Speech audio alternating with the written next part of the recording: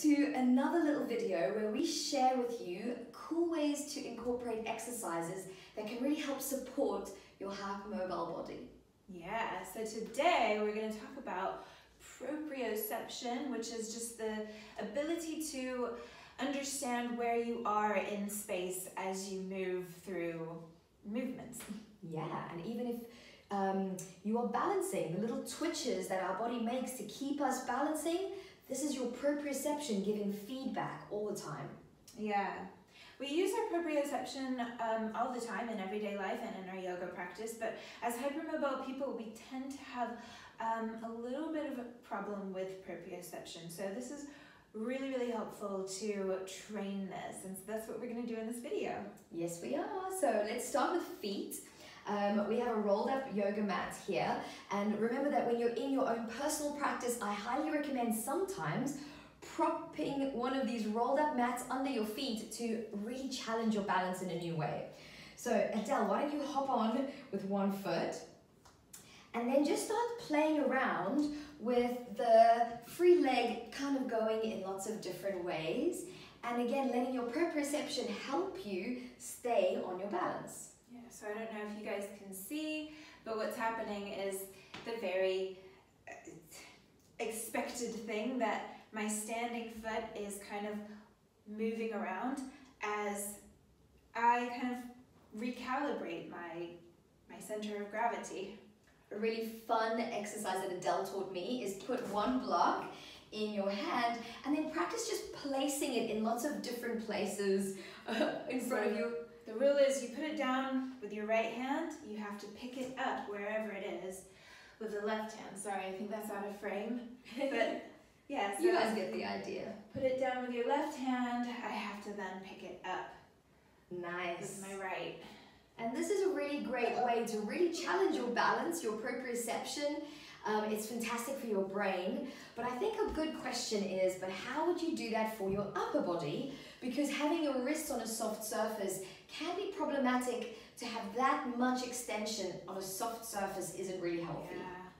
Yeah, definitely, whenever you're doing any kind of arm balances, it's best to be on a hard surface. But we do have more give if we're on our elbows. So, shall I try this one? Go for it. Demo?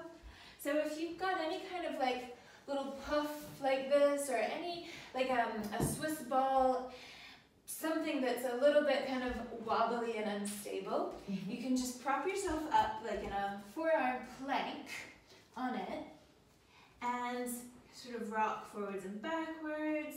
This is actually not that wobbly, but you know, you can just kind of like go side to side, or making big circles. The best is to do this on a ball.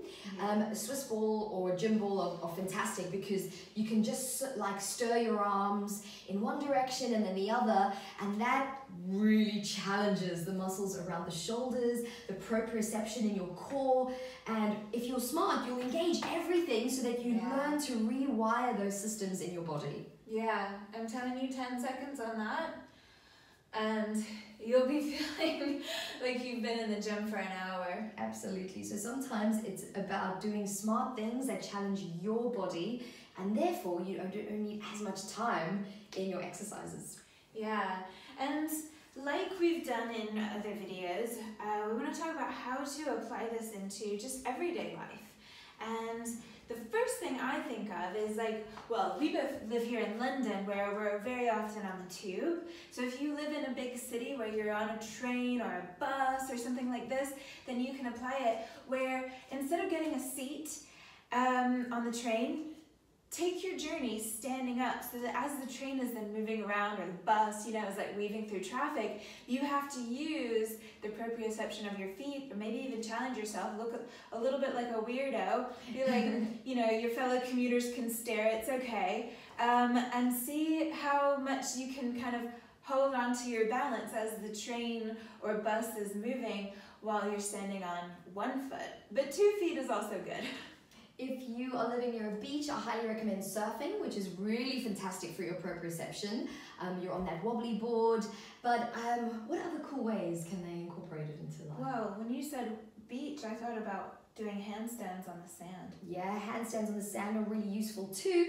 I guess sand is even good for single leg stuff. Yeah, anything on sand. And if you are ever gonna be really geeky about this, you can get yourself an actual wobble board. Yeah. I really recommend the ones that they fill with air that are made of rubber, and then you can do your cooking standing on these. Yeah, or brush your teeth on your wobble board. Exactly. So yeah, be creative with it, but please remember that standing on a bland, flat surface is only going to give you one type of input into your body. You have to vary the inputs into your body to really get the full expression of what you are capable of. Yeah, and every moment of every day is an opportunity to do that, if you want to get geeky about it. Which we obviously do. Well. Alright guys, enjoy this one!